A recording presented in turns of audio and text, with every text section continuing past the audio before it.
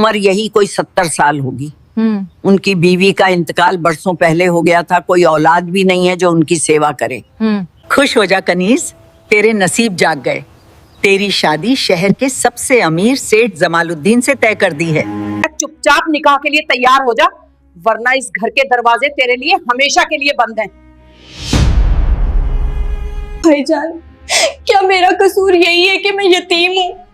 क्या अम्मी अब्बू होते तो वो मेरा निकाह एक बूढ़े से करते? यह कहानी एक ऐसी मासूम यतीम की है जिसने अपनी पूरी जिंदगी दूसरों की सेवा और सब्र में गुजार दी, और जब दुनिया ने उसे ठुकराया तो अल्लाह ने उसे ऐसा नवाजा कि देखने वालों की आंखें फटी की फटी रह गईं। कनीज नाम की यह 18 साल की बच्ची, जिसके नसीब में उसके अपनों ने 70 साल का बीमार बूढ़ा लिख दिया था। सबको लगा था कि कनीज की जिंदगी अब बर्बाद है, लेकिन वो नहीं जानते थे कि अल्लाह की लाठी में आवाज नहीं होती, और जब वो देता है तो छप्पर फाड़ कर देता है। यह कहानी आपके दिल को झकझोर देगी और आंखों में आंसू ला देगी। आखिर क्या लिखा था उस बूढ़े की वसीयत में, जानने के लिए अंत तक बने रहें। चलिए कहानी शुरू करते हैं। कहते हैं कि यतीम के सिर पर हाथ फेरने से भी जन्नत मिलती है, लेकिन अगर उसी यतीम पर जुल्म किया जाए तो अल्लाह का अर्श भी कांप उठता है। यह दास्तान है एक छोटे से कस्बे की रहने वाली कनीज की। कनीज महज 18 साल की थी, लेकिन उसकी आंखों में 80 साल के बुजुर्ग जितना गम और खामोशी थी। जब वह बहुत छोटी थी तभी उसके वालिद और वालिदा एक सड़क हादसे में अल्लाह को प्यारे हो गए थे। उसके बाद से कनीज अपने बड़े भाई राशिद और भाभी सलमा के रहम ओकरम पर थी। भाई राशिद तो दिल का बुरा नहीं था, लेकिन वह अपनी जुबान दराज बीवी सलमा के आगे बिल्कुल बेबस था। सलमा एक ऐसी औरत थी जिसके दिल में रहम नाम की कोई चीज नहीं थी। उसे कनीज एक आंख नहीं भाती थी। उसे लगता था कि यह लड़की उनके घर पर एक बोझ है जो मुफ्त की रोटियां तोड़ती है। सुबह की अजान के साथ ही कनीज की जिंदगी की जद्दोजहद शुरू हो जाती थी। अभी सूरज निकला भी नहीं होता कि सलमा की कड़वी आवाज पूरे घर में गूंजने लगती। अरे ओ कनीज, अभी तक सो रही है महारानी? उठ और चूल्हा जला, मेरे बच्चों को स्कूल जाना है। कनीज अपनी फटी हुई चादर हटाती और या अल्लाह मदद कर कहकर उठ जाती। कड़ाके की ठंड हो या तपती गर्मी, कनीज के लिए कोई छुट्टी नहीं थी। वह पूरे घर का झाड़ू पोछा करती, कपड़े धोती, बर्तन मांजती और फिर सबके लिए खाना बनाती। लेकिन इतना सब करने के बाद भी उसे खाने को क्या मिलता? रात की बची हुई रूखी सूखी रोटियां। सलमा अपने बच्चों को तो घी लगाकर पराठे खिलाती, लेकिन कनीज के सामने एक सूखी रोटी फेंक कर कहती, ले खा ले और अल्लाह का शुक्र मना कि तुझे छत मिली हुई है, वरना यतीमों को तो कोई भीख भी नहीं देता। कनीज चुपचाप वह रोटी उठाती, अपनी आंखों से बहते आंसुओं को पोंछती और दिल ही दिल में कहती, ऐ मेरे मालिक, तू तो सब देख रहा है, मुझे सब्र दे। कनीज इतनी खूबसूरत और नेकदिल थी कि देखने वाले कहते थे कि यह तो कोई हूर है, लेकिन उसके मैले कुचैले कपड़े और उदास चेहरा उसकी खूबसूरती को छिपा लेते थे। वक्त गुजरता गया। अब मोहल्ले के लोग दबी जुबान में बातें करने लगे थे। राशिद भाई, अब बहन की शादी कर दो, जवान लड़की घर में बैठी ठीक नहीं लगती। यह बातें सलमा के कानों तक भी पहुंची। उसे चिंता सताने लगी, लेकिन कनीज की खुशी की नहीं बल्कि दहेज की।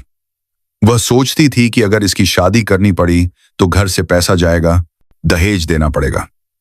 सलमा रात दिन इसी उधेड़बुन में रहती थी कि कैसे इस मुसीबत से पीछा छुड़ाया जाए और जेब से एक पैसा भी खर्च न हो। तभी एक दिन उनके घर एक रिश्ता आया। रिश्ता लाने वाली बुढ़िया ने सलमा के कान में कुछ ऐसा कहा कि सलमा की आंखें चमक उठी। बुढ़िया ने कहा, सलमा बेटी, शहर के बड़े सेठ जमालुद्दीन साहब हैं। बहुत पैसा है, बड़ी हवेलियां हैं, लेकिन बेचारे बहुत बीमार रहते हैं। उम्र यही कोई 70 साल होगी। उनकी बीवी का इंतकाल बरसों पहले हो गया था, कोई औलाद भी नहीं है जो उनकी सेवा करे। उन्हें एक बीवी चाहिए जो उनके बुढ़ापे में उनकी सेवा कर सके, उन्हें दवा दे सके। उन्हें लड़की की खूबसूरती या खानदान से मतलब नहीं, बस सेवा करने वाली हो। और सबसे बड़ी बात, वो दहेज नहीं मांग रहे, बल्कि लड़की वालों को मेहर की बहुत बड़ी रकम देने को तैयार हैं। सलमा का लालची दिमाग तेजी से चला। 70 साल का बूढ़ा, बीमार, इसका मतलब कनीज कुछ ही दिन में विधवा हो जाएगी, लेकिन मेहर की रकम तो मिल जाएगी। लेकिन खाला, वो बीमार हैं तो कितने दिन जिएंगे? अरे डॉक्टर ने जवाब दे दिया है, मुश्किल से 6 महीने या साल भर के मेहमान हैं। बस उन्हें एक सहारे की जरूरत है। सलमा ने मन ही मन सोचा, यह तो सोने पर सुहागा है। कनीज घर से दफा भी हो जाएगी, दहेज भी नहीं देना पड़ेगा और उल्टा सेठ जी पैसे देकर जाएंगे। उसने फौरन हाँ कर दी। शाम को जब राशिद घर आया तो सलमा ने उसे यह बात बताई। राशिद सन्न रह गया। क्या कह रही हो सलमा? कनीज अभी सिर्फ 18 साल की है, वो फूल जैसी बच्ची है। और सेठ जमालुद्दीन 70 साल के, वो तो उसके दादा की उम्र के हैं। लोग क्या कहेंगे? मैं अपनी मासूम बहन का सौदा नहीं कर सकता। तो क्या पूरी जिंदगी इसे अपनी छाती पर बैठा कर रखोगे? तुम्हारे पास है इतना पैसा कि किसी जवान लड़के से इसकी शादी कर सको? आज के जमाने में बिना दहेज के तो कोई कानी लड़की को भी नहीं ले जाता। और सेठ जी इतना पैसा दे रहे हैं, उससे हम अपनी दुकान बड़ी कर लेंगे, बच्चों का भविष्य बन जाएगा। कनीज वहाँ राज करेगी, हवेली की मालकिन बनेगी। राशिद कमजोर दिल का आदमी था। बीवी की जिद और रोज रोज के झगड़ों के आगे उसने घुटने टेक दिए। अगले दिन कनीज को यह फरमान सुना दिया गया। सलमा ने मिठाई का डिब्बा कनीज के आगे रखा और बोली, खुश हो जा कनीज, तेरे नसीब जाग गए। तेरी शादी शहर के सबसे अमीर कनीज के सेठ पैरों तले जमालुद्दीन से जमीन तय खिसक कर दी गई। है। उसने सेठ जमालुद्दीन का नाम सुना था। वो जानती थी कि वो बहुत बूढ़े और बीमार हैं। उसकी आंखों से आंसू छलक पड़े। उसने अपने भाई की तरफ देखा। भाईजान, क्या मेरा कसूर यही है कि मैं यतीम हूँ? क्या अम्मी अब्बू होते तो वो मेरा निकाह राशिद एक नजरें बूढ़े से नहीं मिला करते? पाया और वहां से उठकर चला गया। सलमा ने कनीज का हाथ झटकते हुए कहा, ज्यादा नाटक मत कर। हमने तुझे पाल पोस कर बड़ा किया है, अब तेरा फर्ज है कि हमारे के बारे में सोच। चुपचाप निकाह के लिए तैयार हो जा, वरना इस घर के दरवाजे तेरे लिए हमेशा के लिए बंद हैं। कनीज के पास कोई रास्ता नहीं था। वह पूरी रात जायनमाज पर बैठी रोती रही। उसने अल्लाह से फरियाद की, या रब्बुल आलमीन, अगर मेरी तकदीर में यही लिखा है तो मुझे इसे सहने की ताकत दे। मैं तेरी रजा में राजी हूँ। निकाह का दिन आया। यह कोई शादी का घर नहीं लग रहा था, बल्कि ऐसा लग रहा था जैसे किसी की मैयत उठने वाली हो। न कोई ढोल, न कोई शहनाई। कनीज को लाल जोड़ा पहनाया गया जो किसी पुरानी संदूक से निकाला गया था। मौलवी साहब आए, सेठ जमालुद्दीन भी आए, लेकिन दूल्हा बनकर नहीं, बल्कि एक मरीज की तरह। वो कार से बड़ी मुश्किल से उतरे और आंख सेठ जमालुद्दीन भी हाथ में लाठी थी और खांस रहे थे। उनके चेहरे पर झुर्रियां थीं और बाल सफेद रुई जैसे थे। मोहल्ले की औरतें छतों से झांक रही थीं और बातें बना रही थीं। हाय बेचारी कनीज, कैसी फूटी किस्मत पाई है, जवानी में ही बुढ़ापा देख लिया। निकाह पढ़ा गया। कनीज ने भारी आवाज में कहा, अरे कबूल है। यह कबूल है उसने सेठ जमालुद्दीन को नहीं, बल्कि अपनी कड़वी किस्मत को कहा था। निकाह के बाद सेठ जी ने वादे के मुताबिक एक मोटी रकम राशिद के हाथ में थमा दी। सलमा की आंखें पैसों को देखकर चमक उठी। उसने कनीज को गले भी नहीं लगाया, बस इतना कहा, जा अब अपने घर और हमें भूल जा। कनीज अपनी नम आंखों के साथ उस आलीशान कार में बैठ गई। गाड़ी धूल उड़ाती हुई शहर की तरफ चल पड़ी। सेठ जमालुद्दीन की हवेली वाकई बहुत बड़ी थी, लेकिन वहां खामोशी का राज था। चारों तरफ नौकर चाकर थे, लेकिन कोई अपना नहीं था। सेठ जी को उनके कमरे में ले जाया गया। कनीज भी डरते डरते अंदर गई। कमरा दवाइयों की गंध से भरा हुआ था। सेठ जमालुद्दीन पलंग पर लेट गए और जोर जोर से खांसने लगे। कनीज ने अपनी घबराहट को दबाया और जल्दी से पानी का अंदर गिलास भरकर उन्हें दिया। सेठ जी ने पानी पिया और कनीज की तरफ देखा। उनकी आंखों में हवस नहीं, बल्कि एक लाचारगी और दुख था। उन्होंने कांपती आवाज में कहा, बेटी, मुझे माफ करना। मैं जानता हूं ये तुम्हारे साथ नाइंसाफी है। मेरी उम्र तुम्हारे दादा जैसी है, लेकिन मैं मजबूर था। मेरे पास दौलत बहुत है, लेकिन कोई ऐसा नहीं जो मुझे दवा दे सके, जो 2 घड़ी मेरे पास बैठकर बात कर सके। मैं तुम्हें बीवी का दर्जा तो शायद न दे पाऊं, लेकिन तुम्हें किसी चीज की कमी नहीं होने दूंगा। मैंने तुमसे निकाह इसलिए किया, मैं तुम्हें बीवी का दर कर सकूं। कनीज का दिल यह सुनकर पसीज गया।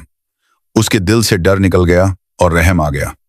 उसने अपना घूंघट ठीक किया और बोली, सेठ जी, आप मेरे सरताज हैं। मेरा निकाह आपसे हुआ है, तो आपकी सेवा करना अब मेरा दीन भी है और दुनिया भी। आप फिक्र ना करें, मैं अपनी आखिरी सांस तक आपकी सेवा करूंगी। और उस दिन से कनीज की एक नई जिंदगी शुरू हुई।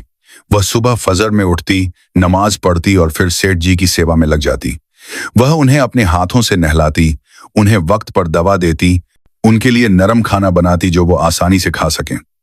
सेठ जी को चलने फिरने में दिक्कत थी तो कनीज उनका सहारा बनती। रात रात भर जब सेठ जी को खांसी आती और वो सो नहीं पाते तो कनीज उनके सिरहाने बैठकर उनके पैर दबाती और कुरान की आयतें पढ़कर उन पर दम करती। हवेली के नौकर भी हैरान थे। उन्होंने देखा था कि कैसे सेठ जी के रिश्तेदार आते थे तो सिर्फ जायदाद की बातें करते थे, लेकिन यह लड़की जो इस घर की मालकिन बन सकती थी, वो एक नौकरानी से भी ज्यादा सेवा कर रही थी। कनीज ने कभी नए कपड़े नहीं मांगे, कभी गहनों की फरमाइश नहीं की। वह सादगी से रहती और बस सेठ जी की सेहत की फिक्र करती। सेठ जमालुद्दीन की सेहत में कनीज की सेवा से थोड़ा सुधार आने लगा। उनके चेहरे पर थोड़ी रौनक आ गई। वो अक्सर कनीज से कहते, कनीज, तुम इंसान नहीं फरिश्ता हो। मेरे गुनाहों की माफी के लिए अल्लाह ने तुम्हें भेजा है। मुझे अफसोस है कि मैंने तुम्हारी जवानी कैद कर ली। सेठ जी, ये तो मेरा नसीब है। अल्लाह ने मुझे आपकी सेवा का मौका दिया, ये मेरी खुशकिस्मती है। उधर सलमा को जब पता चला कि सेठ जी अभी मरे नहीं हैं और कनीज वहां मजे से रह रही है तो उसे जलन होने लगी। वह सोचती थी कि कनीज वहां मालकिन बनकर राज कर रही होगी। एक दिन सलमा और राशिद हवेली पहुंचे। उनका मकसद कनीज का हाल जानना नहीं, बल्कि यह देखना था कि कुछ और मिल सकता है क्या। जब उन्होंने कनीज को देखा तो हैरान रह गए। कनीज सादे कपड़ों में थी और सेठ जी के पैर दबा रही थी। अरे कनीज, हमने तो सोचा था तू रानी बनकर बैठी होगी, तू तो यहाँ भी नौकरानी बनी हुई है। भाभी, ये मेरा घर है और ये मेरे शौहर हैं। इनकी सेवा में ही मेरी जन्नत है। सेठ जमालुद्दीन ने सलमा की बात सुन ली थी। उन्हें बहुत बुरा लगा। उन्होंने भांप लिया कि यह औरत कितनी लालची है। वक्त गुजरता गया। 2 साल बीत गए। डॉक्टर ने 6 महीने कहा था, लेकिन कनीज की सेवा ने सेठ जी को 2 साल और दे दिए। लेकिन बुढ़ापा और बीमारी आखिर जीत ही गई। एक रात सेठ जी की तबीयत बहुत ज्यादा खराब हो गई। उन्हें सांस लेने में तकलीफ होने लगी। कनीज घबरा गई। उसने डॉक्टर को बुलाया। डॉक्टर ने चेक करके सिर हिला दिया और कहा, अब वक्त आ गया है। सेठ जी ने इशारे से कनीज को पास बुलाया। उनकी आंखों से आंसू बह रहे थे। उन्होंने कनीज का हाथ अपने कमजोर हाथ में लिया और कहा, कनीज, मैं जा रहा हूँ। मैंने तुम्हें कोई सुख नहीं दिया, सिर्फ सेवा करवाई। लोग मुझे बुरा कहेंगे, लेकिन अल्लाह जानता है कि मैंने तुम्हें अपनी बेटी से ज्यादा माना है। मुझे माफ कर देना। सेठ जी, आप ऐसा मत कहें। आपने मुझे छत दी, इज्जत दी।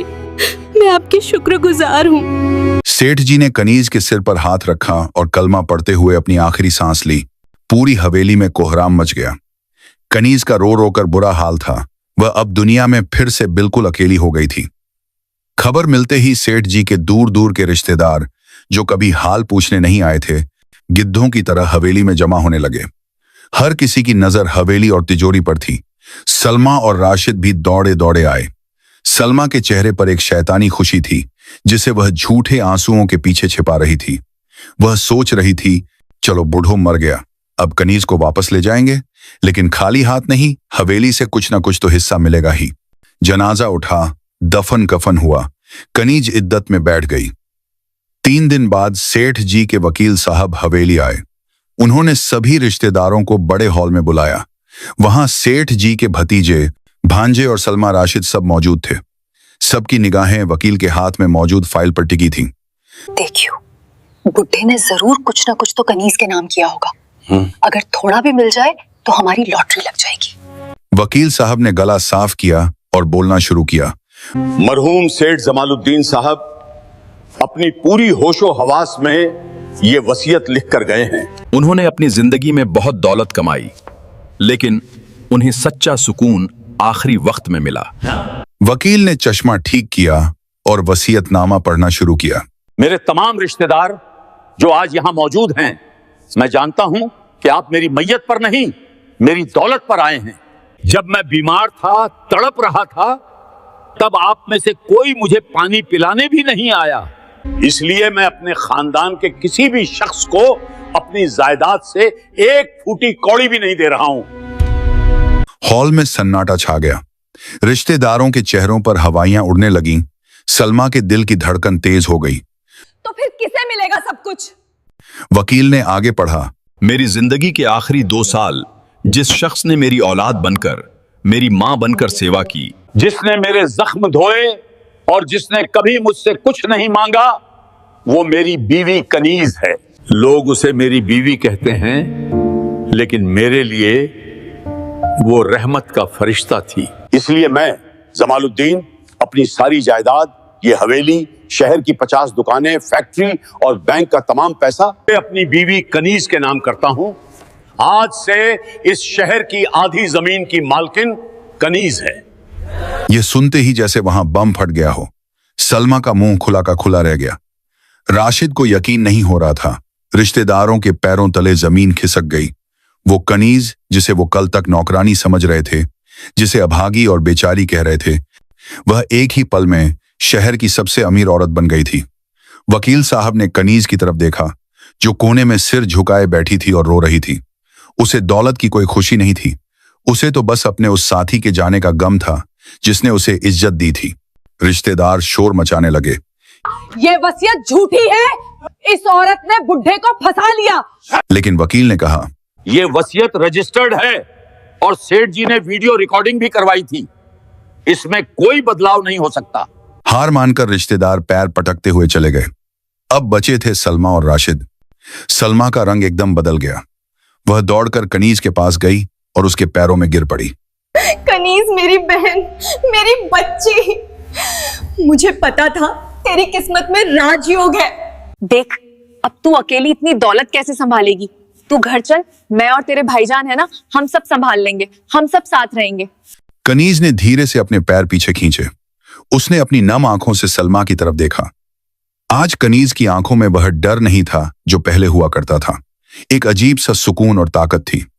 उसने धीमी लेकिन सख्त आवाज में कहा, भाभी, जब मुझे एक रोटी की जरूरत थी तब आपने मुझे ताने दिए। जब मुझे सहारे की जरूरत थी आपने मुझे 70 साल के बीमार शख्स को बेच दिया। आपने तो मुझे मौत के मुंह में धकेला था। ये तो मेरा अल्लाह था जिसने उस आग को मेरे लिए गुलजार बना दिया। सलमा गिड़गिड़ाने लगी, माफ कर दे, आखिर हम तेरे अपने हैं, खून का रिश्ता है। कनीज ने राशिद की तरफ देखा जो शर्म से सिर झुकाए खड़ा था। खून का रिश्ता तो उसी दिन खत्म हो गया था भाईजान, जिस दिन आपने चंद रुपयों के लिए अपनी बहन का सौदा किया था। मुझे आपकी मदद की जरूरत नहीं है। सेठ जी ने मेरे लिए मैनेजर और वकील छोड़े हैं जो सब संभाल लेंगे। आप लोग जा सकते हैं। सलमा ने बहुत हाथ पैर मारे, लेकिन कनीज ने उन्हें हवेली से जाने को कह दिया। वह जानती थी कि अगर उसने दोबारा इन लोगों को अपनी जिंदगी में जगह दी तो ये फिर से उसे डसेंगे। सलमा और राशिद सिर पीटते हुए, पछताते हुए उस आलीशान हवेली से बाहर निकले। जो दौलत उन्हें मिल सकती थी, उनके लालच और जुल्म ने उसे हमेशा के लिए उनसे दूर कर दिया था। कनीज ने उस दौलत का इस्तेमाल ऐश और आराम के लिए नहीं किया। उसने सेठ जमालुद्दीन के नाम पर एक बड़ा अस्पताल और यतीम खाना खोला। वह यतीम बच्चियों की शादी करवाती, बेवाओं की मदद करती। लोग उसे अब कनीज बीवी नहीं बल्कि कनीज मां कहकर पुकारते थे। दोस्तों, यह कहानी हमें सिखाती है कि इंसान चाहे कितनी भी चालाकी कर ले, तकदीर अल्लाह लिखता है। जो दूसरों के लिए गड्ढा खोदता है वह खुद उसमें गिरता है, और जो सब्र करता है और अल्लाह के फैसले पर राजी रहता है, अल्लाह उसे वहां से देता है जहां से उसे गुमान भी नहीं होता। कनीज ने सब्र किया, सेवा की और अल्लाह ने उसे फर्श से अर्श पर पहुंचा दिया। आपको यह कहानी कैसी लगी? क्या कनीज ने सलमा और राशिद को माफ न करके सही किया? अपनी राय कमेंट में जरूर बताएं। अगर कहानी पसंद आई हो तो इसे अपने दोस्तों के साथ शेयर करें, और सबसे जरूरी, ऐसी ही रूह को सुकून देने वाली कहानियों के लिए हमारे परिवार का हिस्सा बने और स्टोरी बाय मरियम को अभी सब्सक्राइब करें। मिलते हैं अगली वीडियो में एक और दिल छू लेने वाली कहानी के साथ। तब तक के लिए अल्लाह हाफिज, अपना ख्याल रखिएगा।